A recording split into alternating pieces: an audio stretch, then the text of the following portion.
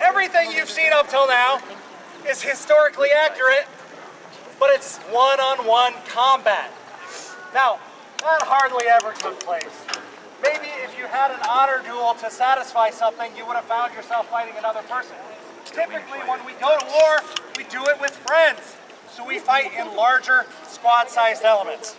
One thing you haven't seen is projectile weapons, which evolved concurrently with all of these melee weapons. Now, we see the atlatl invented almost 100,000 years before we see anything like a sword.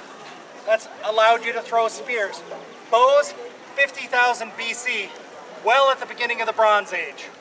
Now, archery continued to be very effective even after the advent of the firearm in the 1600s.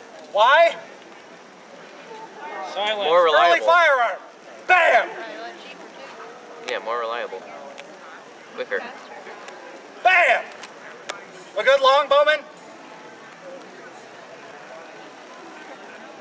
A higher rate of fire. Early firearms also didn't have much range. A good English longbowman could engage somebody at 150 meters away. So, here we have a squad-sized element of infantry. They're going to be advancing across an open field against 2 archers. Now, English! it's not even fair at this point. Infantry, are you ready? Archers, are you ready? Lay on!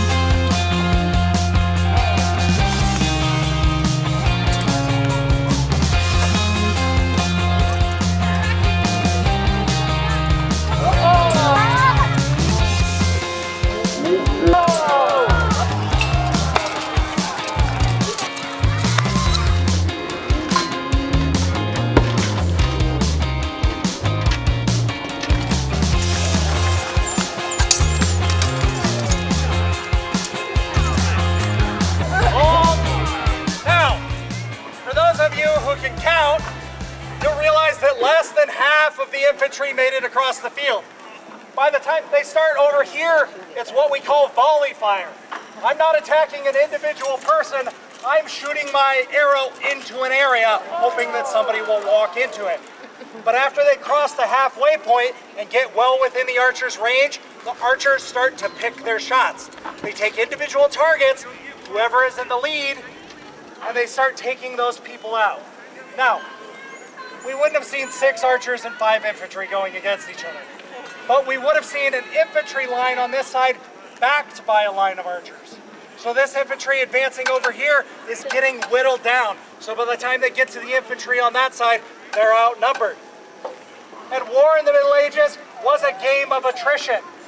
If you were an exceptionally skilled fighter, you might make it through 2 or 3 battles. If you made it through 3 battles, you were a seasoned veteran and a lucky bastard. Now, we talked about why the shield evolved, because it offered more defensive capability. Now, beginning with the Greeks, we start to see the shields used in unison in something called a shield wall formation. Now, the Romans more or less perfected it, but it continued to be used up through the Norse era and into the Middle Ages, because it offers advancing infantry a chance to protect the people on other sides of them and lose fewer people to the arrow fire. Archers, are you ready? Yeah! Infantry, are you ready? Advance!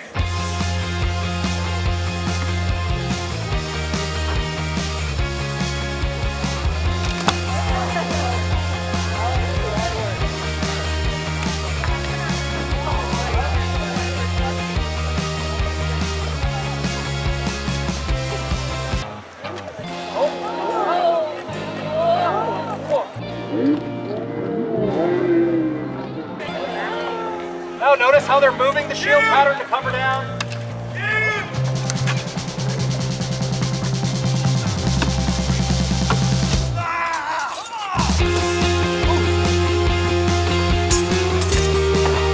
Yeah, I do. Let's go with that. Now, 1, 2, 3, 4. infantry people made it through. More than last time, so you can see how effective that maneuver is. Let's give a hand for our archers and infantry!